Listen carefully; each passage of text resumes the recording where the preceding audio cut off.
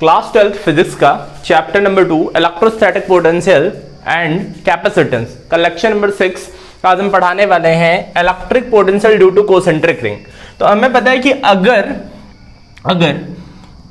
अगर हम रिंग के इनसाइड देखें, इनसाइड तो पोटेंशियल क्या होता है, इनसाइड जो पोटेंशियल होता है वो क्या होता है, कांस्टेंट। तो ये क्या होता है के क्यू ओवर आर, तो ये क्या होता है कांस्टेंट, क्या होता है कांस्टेंट।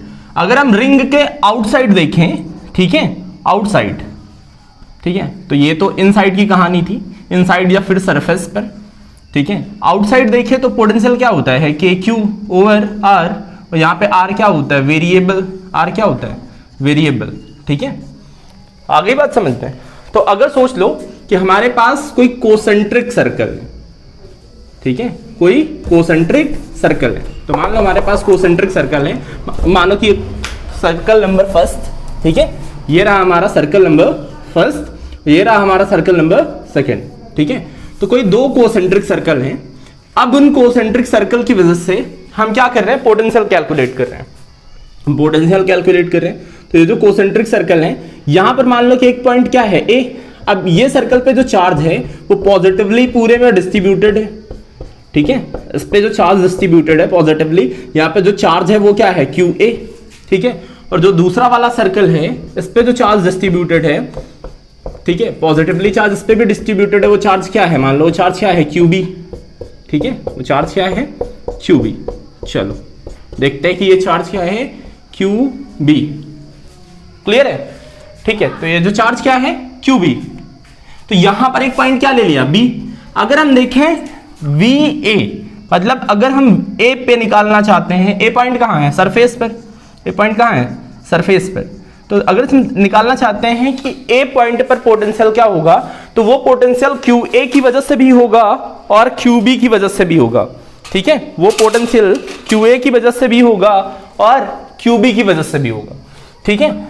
तो अगर हम देख लेते हैं यहां पर वी ए प्लस का वी ए, तो जो पोटेंशियल होगा ड्यू टू एक बार किसकी वजह से होगा क्यू ए की वजह से, और एक बार किसकी वजह से होगा ड्यू टू क्यू बी की वजह से, ठीक है। एक बार किसकी वजह से होगा क्यू ए की वजह से, दूसरी बार किसकी वजह से होगा क्यू बी की वजह से। तो अगर हम क्यू ए की वजह से देखें तो जो क्यू ए के लिए ए पॉइंट कहां है, पोटेंशियल ऑन है, एक पॉइंट कहां है सरफेस पर, ठीक है। और क्यू बी के लिए जो ए पॉइंट है वो कहां है इनसाइड, कहां है इनसाइड, ठीक है। क्यू बी के लिए जो पॉइंट है ए वाला वो कहां है इनसाइड। तो इसकी वजह से पोटेंशियल क्या होगा के क्यू ए ओवर, यहां इसका सेपरेशन जहां से कितना है आर ए, और यहां इसका सेपरेशन जहां से कितना है आर बी, ठीक है। तो यहां वाला जो यहां का जो आर है वो कितना है आर ए, और प्लस का इसकी वजह से जो क्या होगा क्यू बी, और यहां पर क्या हो जाएगा आर बी, क्या हो जाएगा आर बी, ठीक है। तो यहां पर पोटेंशियल एट ए क्या आया हमारा K Q A plus K Q A over R A plus K Q B over R, ठीक है। तो अब हम देख रहे हैं क्यू बी की वजह से पोटेंशियल क्या होगा, ठीक है। तो अब ये देख रहे हैं हम बी वाले पॉइंट की वजह से पोटेंशियल क्या होगा, तो चलो देखते हैं। चलो तो अगर हम देखें क्यू बी, ठीक है, पोटेंशियल ड्यू टू बी, तो ये कहां है सरफेस पर, क्यू बी पॉइंट कहां है सरफेस पर, ठीक है। तो अगर हम देखें यहां पर तो वी बी पोटेंशियल और वी बी एक बार किसकी वजह से होगा ड्यू टू क्यू बी, एक बार क्यू बी की वजह से होगा, एक बार होगा ड्यू टू क्यू ए, किसकी वजह से होगा क्यू ए की वजह से। अब जरा ध्यान से देखो, जो क्यू बी पॉइंट है वो बी के लिए कहां पर है सरफेस पर, कहां है सरफेस पर। दूसरा जो ए पॉइंट है वो क्यू बी के लिए कहां है इनसाइड, क्या है इनसाइड, ठीक है। ए पॉइंट जो क्यू बी पॉइंट है इसके लिए बी पॉइंट कहां है, ये कहां है आउटसाइड, कहां है आउटसाइड, बाहर की तरफ है ना। जो ए की वजह से क्यू ए पॉइंट के लिए बी कहां है आउटसाइड ही तो है। तो अब यहां पर जरा अगर हम फॉर्मूला अप्लाई कर रहे हैं तो सरफेस के लिए फॉर्मूला क्या होगा, सरफेस के लिए जो फॉर्मूला होगा वो क्या होगा K Q A over R B, क्या होगा आर बी, ठीक है। यहां पॉइंट क्या था बी, यहां पर फॉर्मूला क्या होगा, क्या के क्यू ए ओवर यहां पर भी क्या आने वाला है आर बी, ठीक है, V A B, sorry V B. तो यहां पर देखो उस वाले फॉर्मूले में क्या आ रहा था, एक जगह आर ए आ रहा था, एक जगह क्या आ रहा था आर बी, यहां पर दोनों आर बी आ रहे हैं, यहां पर क्या है दोनों आर बी आ रहे हैं, ठीक है। तो अगला डिस्कशन हम करते हैं इक्विपोटेंशियल सरफेस पे, ठीक है, कि इक्विपोटेंशियल सरफेस क्या होते हैं, समविभव पृष्ठ, ठीक है। तो ऐसे पृष्ठ जिसके प्रत्येक बिंदु पर विभव का मान समान होता है उसे हम क्या कहते हैं, समविभव पृष्ठ। चलो मिटा दिया जाए, देखो जरा ध्यान से। तो अगला डिस्कशन है हमारा इक्विपोटेंशियल सरफेस, ठीक है। क्या देख रहे हैं, इक्विपोटेंशियल सरफेस। चलो इक्विपोटेंशियल सरफेस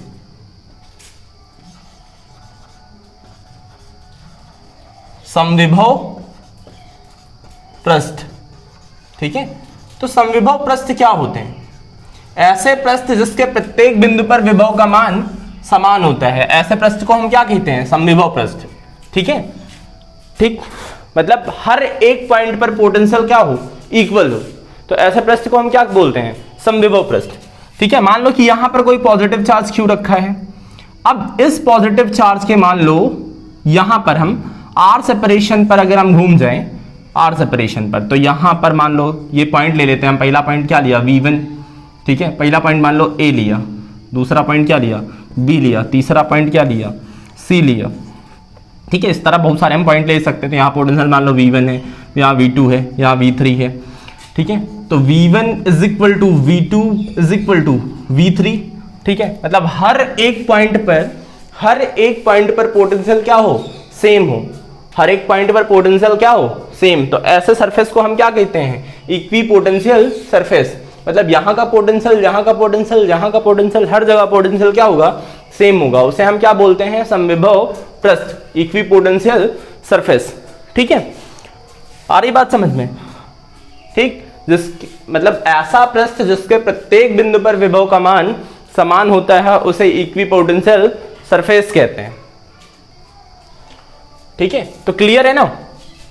तो अगर अब हम बात करें कि अगर इक्विपोटेंशियल सरफेस है जैसे हमारा, और अगर कोसेंट्रिक हम देख रहे हैं, कोसेंट्रिक सर्कल्स हैं इसे, ठीक है, और यहां पर कोई चार्ज पॉजिटिव की या फिर कुछ भी रखा हुआ है, पॉजिटिव हो नेगेटिव हो फर्क नहीं पड़ता। तो हमें पता है कि जैसे जैसे हम दूर जाते हैं वैसे वैसे पोटेंशियल क्या होता है, ड्रॉप होता चला जाता है। इलेक्ट्रिक फील्ड में जैसे जैसे दूर जाते हैं तो मान लो इसकी वजह से, पॉजिटिव चार्ज की वजह से इलेक्ट्रिक फील्ड कहाँ होगी, बाहर की तरफ, ऐसे ऐसे ऐसे, ठीक है। इलेक्ट्रिक फील्ड्स कहाँ होंगी, बाहर की तरफ, ठीक है। तो रेडियली आउटवर्ड होगी। तो अब बताओ, अगर यहाँ पर हम देख रहे हैं पोटेंशियल, यहाँ पर देख रहे हैं पोटेंशियल, यहाँ पर मतलब धीरे धीरे पोटेंशियल ड्रॉप होता चला जाएगा, ठीक है। मान लो यहाँ का पोटेंशियल कितना है V1, यहाँ का कितना है V2, यहाँ का पोटेंशियल मान लो कितना है, ये जो थर्ड वाली रिंग है इसका पोटेंशियल क्या है V3, ठीक है, मान लो, ठीक। तो ये जो V1 है ना, ये जो V1 है ये बड़ा होगा किससे, V2 से, V2 बड़ा होगा किससे, V3 से, ठीक है। मतलब यहाँ का पोटेंशियल, और जैसे जैसे देखो इनके बीच की गैपिंग बढ़ती जाएगी, यहाँ पर देखो थोड़ा सा होगा तो इसके बीच की गैपिंग और ज्यादा होगी, फिगर में सही से बना नहीं है लेकिन फिर भी समझ लो कि यहाँ जो इनके बीच की गैपिंग मान लो थोड़ी है तो फिर उसके बीच की गैपिंग और ज्यादा होगी, ठीक है, गैपिंग ज्यादा होगी। तो चलो अब इनकी प्रॉपर्टी की बात करते हैं। अगर सोचो सेम नेगेटिव का है तो रेडियली इनवर्ड होगी, फिर जैसे मान लो नेगेटिव चार्ज का है तो नेगेटिव चार्ज अगर हम बना ले तो क्या होगा, यहाँ पर होगा रेडियली इनवर्ड। इलेक्ट्रिक फील्ड्स कैसी होंगी, रेडियली इनवर्ड। तो अब रेडियली इनवर्ड होंगी तो फिर से इक्विपोटेंशियल सरफेस, ठीक है। तो मतलब ये पूरा इक्विपोटेंशियल सरफेस है, तो ये जो कोसेंट्रिक वाला ये इक्विपोटेंशियल सरफेस है, यहां पर हर एक पॉइंट पर पोटेंशियल इक्वल होगा, ये भी इक्विपोटेंशियल सरफेस है। ये इससे तो डिफरेंट होगा लेकिन इसके लिए हर एक पॉइंट पर क्या होगा, पोटेंशियल जो होगा वो क्या होगा, इक्वल होगा, ठीक है। तो ऐसे सरफेसेस को हम इक्विपोटेंशियल सरफेस कहते हैं। अब हम कुछ प्रॉपर्टी देख रहे हैं, क्या देख रहे हैं, प्रॉपर्टी। चलो अगर हम प्रॉपर्टीज देखें इनकी, तो प्रॉपर्टीज क्या है, तो सबसे पहली प्रॉपर्टी है, ठीक है, प्रॉपर्टीज क्या देख रहे हैं हम, गुण। सबसे पहली अगर प्रॉपर्टी हम देखें तो अगर मान लो कोई इक्विपोटेंशियल सरफेस है और एक पॉइंट से दूसरे पॉइंट तक, मतलब पहली प्रॉपर्टी ये समझ लो कि अगर जो है उनके बीच का हम पोटेंशियल डिफरेंस देखें ना तो वो कितना होता है, जीरो। मान लो ये हमारा इक्विपोटेंशियल सरफेस है, कैसा भी हो सकता है इक्विपोटेंशियल सरफेस, ठीक है। तो ये मान लो हमारा इक्विपोटेंशियल सरफेस है।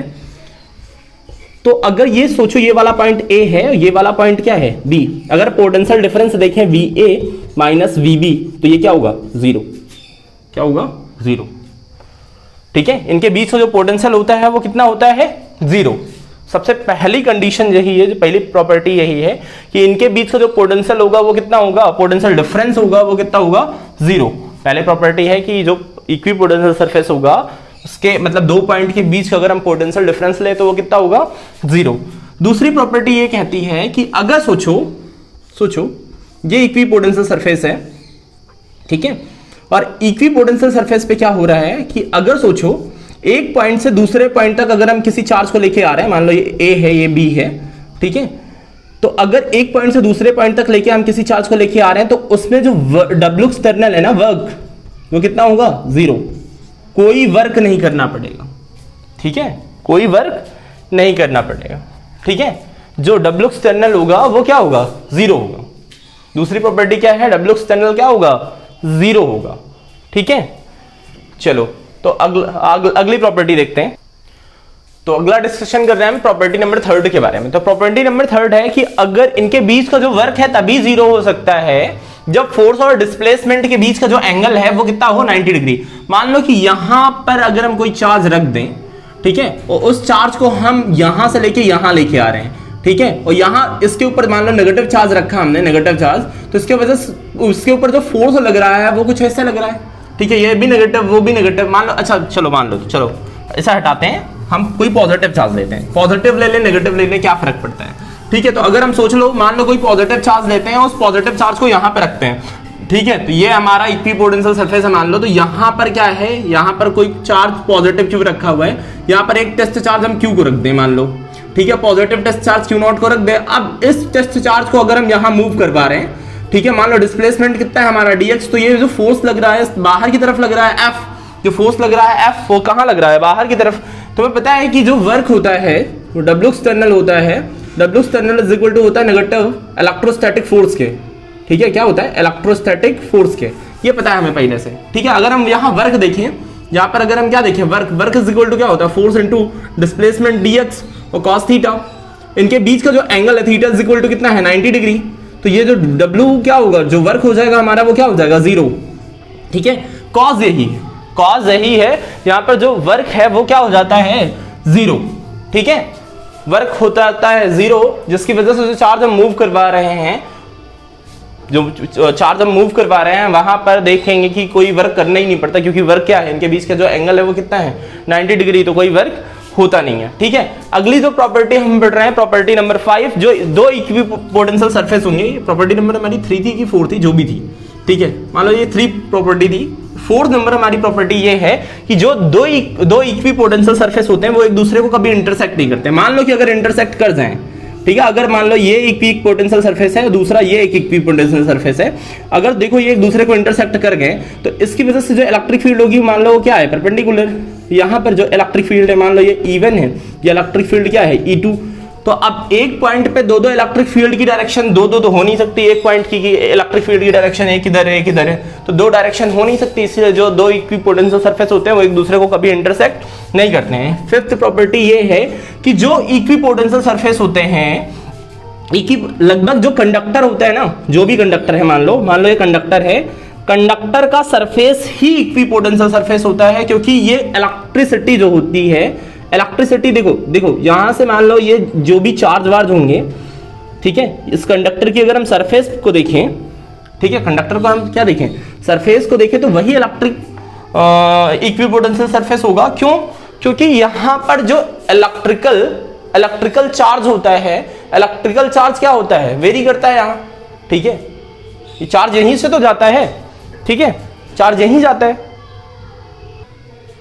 ठीक है। तो सीधी तरीके से हम ये कह सकते हैं कि ये जो पॉइंट है ना, ये इलेक्ट्रिकल कांटेक्ट में है, ये कैसे हैं, इलेक्ट्रिकल कांटेक्ट में है, तो यहां पर जो सरफेस होती है, जो कंडक्टर की सरफेस होती है, वही इक्विपोटेंशियल सरफेस होती है।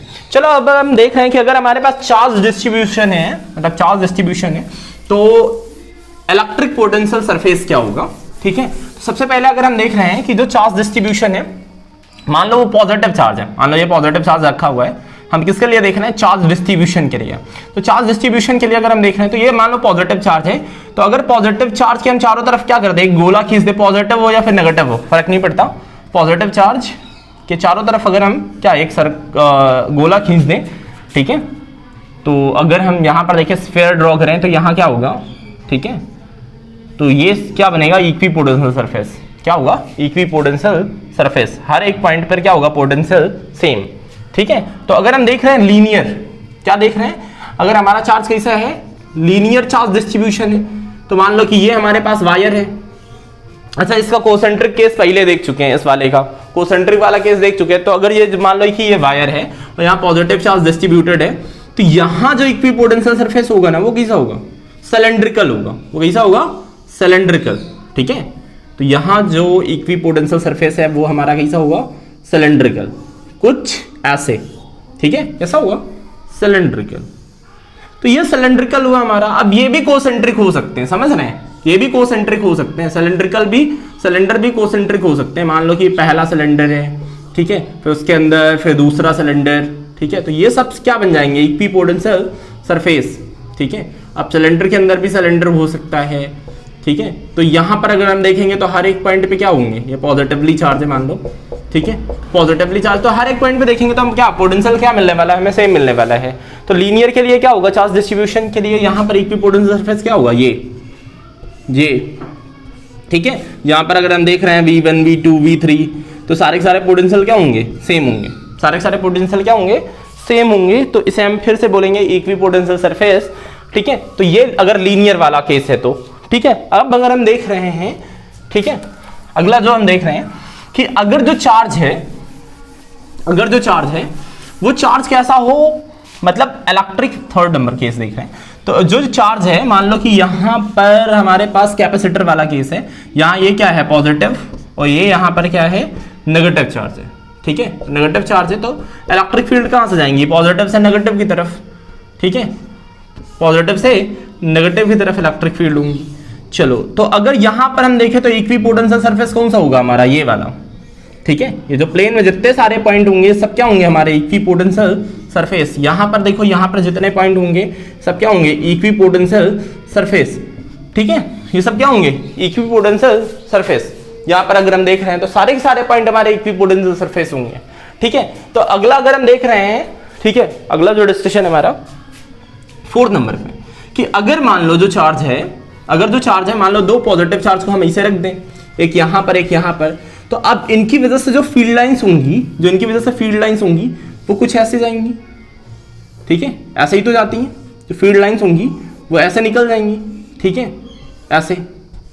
ठीक है, तो ये जो फील्ड लाइंस हैं ये कुछ ऐसी हैं। ठीक है, इस वाले की वजह से फील्ड लाइंस कैसी होंगी, ऐसी होंगी।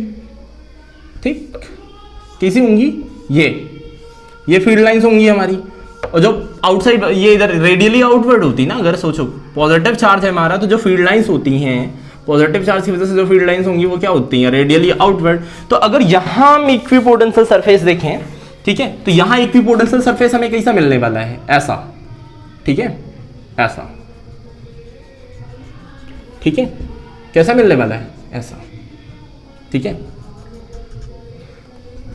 मतलब ये जो फील्ड लाइंस है ना, ये फील्ड लाइंस क्या होंगी, परपेंडिकुलर होंगी। ये फील्ड लाइंस कैसी होंगी, परपेंडिकुलर होंगी। ठीक है, देखो यहां वाली जैसे फील्ड लाइंस, कोई भी एक फील्ड लाइंस पकड़ लो, ठीक है, कोई भी एक फील्ड लाइंस पकड़ लो, तो देखो इस फील्ड लाइन को देखो जरा ध्यान से, तो ये क्या है, परपेंडिकुलर ना। ठीक है, सरफेस से क्या है, मान लो ये जो हमने इक्विपोटेंशियल सरफेस ड्रॉ किया है, इससे क्या है, परपेंडिकुलर। ये सब क्या है, परपेंडिकुलर। आगे बात समझते हैं। तो यहां अगर 4th नंबर का देख रहे हैं, जो चार्ज डिस्ट्रीब्यूशन है, चार्ज डिस्ट्रीब्यूशन की सब पॉजिटिव चार्ज है, तो इनकी वजह से जो फील्ड लाइंस होंगी, वहां का जो इक्विपोटेंशियल सरफेस होगा, देखो ये वाली जो लाइन है इस सरफेस के क्या है, परपेंडिकुलर। यहां पर भी परपेंडिकुलर। ठीक है, वो लग नहीं रहा लेकिन क्या है, परपेंडिकुलर। दिखने में फिगर थोड़ा इधर उधर हो सकता है, बट जो ये सरफेस से ये जो फील्ड लाइंस निकल रही है ये क्या है, परपेंडिकुलर। ठीक है, चलो अगला डिस्कशन हम करते हैं। ठीक है, तो अब अगला देख रहे हैं फिफ्थ नंबर। तो फिफ्थ नंबर क्या है कि मान लो एक पॉजिटिव चार्ज है, क्या है नेगेटिव। ठीक है, एक चार्ज कौन सा है पॉजिटिव, एक कौन सा है नेगेटिव। तो ये मान लो हमारा पॉजिटिव चार्ज हो गया, ये हमारा नेगेटिव चार्ज हो गया। ठीक है, तो अब इस पॉजिटिव की वजह से जो फील्ड लाइंस होंगी वो कुछ ऐसी होंगी, रेडियली आउटवर्ड। ठीक है, और नेगेटिव की वजह से जो फील्ड लाइंस होंगी रेडियली इनवर्ड। ठीक है, ये फील्ड लाइंस कुछ ऐसी ही तो होंगी। ठीक, पॉजिटिव की वजह से जो फील्ड लाइंस हैं वो क्या थी, रेडियली इनवर्ड। ठीक है, सॉरी, पॉजिटिव की वजह से रेडियली आउटवर्ड, नेगेटिव की वजह से रेडियली इनवर्ड। ठीक है, तो ये क्या होंगे, यहाँ क्या है रेडियली इनवर्ड। चलो, तो अब अगर यहां पर हम इक्विपोटेंशियल सरफेस देखें तो यहां पर देखो इसकी वजह से जो इक्विपोटेंशियल सरफेस होगा वो कुछ ऐसा होगा, यहां पर कुछ ऐसा होगा, फिर धीरे धीरे क्या है कर्वेचर लेता चला जाएगा, यहां पर फिर कैसा होगा, ऐसा होगा। ठीक है, इक्विपोटेंशियल सरफेस कैसा होगा, ऐसा, फिर कैसा होगा, ऐसा होगा। ठीक है, मतलब क्या है, हमें सरफेस के क्या बनाना है, मतलब जो इलेक्ट्रिक फील्ड लाइंस हैं इनके क्या बनाना है, परपेंडिकुलर। क्या बनाना है, परपेंडिकुलर। तो देखो हर एक सिचुएशन में ये क्या है, परपेंडिकुलर ही तो है। ठीक है, ये क्या है, परपेंडिकुलर ही तो है। देखो जरा ध्यान से, जैसे यहां वाला देखो, ये डॉटेड लाइन से क्या दिखाया गया है, इक्विपोटेंशियल सरफेस। ठीक है, डॉटेड लाइन से क्या दिखाया गया है, इक्विपोटेंशियल सरफेस। ठीक है, तो ये देखो अगर यहां पर जैसे ये वाला पॉइंट उठा लो यहां पर, तो ये क्या है, परपेंडिकुलर है ना, ये क्या है, परपेंडिकुलर, यहां पर परपेंडिकुलर। ठीक है, फील्ड लाइंस क्या है, यहां वाली जो सरफेस है इसके क्या है, परपेंडिकुलर। ठीक है, फील्ड लाइंस देख लो यहां से सरफेस से क्या है, परपेंडिकुलर। ठीक है, तो लास्ट डिस्कशन हमारा यही था, तो यही हमारा इक्विपोटेंशियल सरफेस। तो ठीक है, यहीं से हम अपने लेक्चर को एंड करते हैं। थैंक यू, पढ़ाई करते रहें।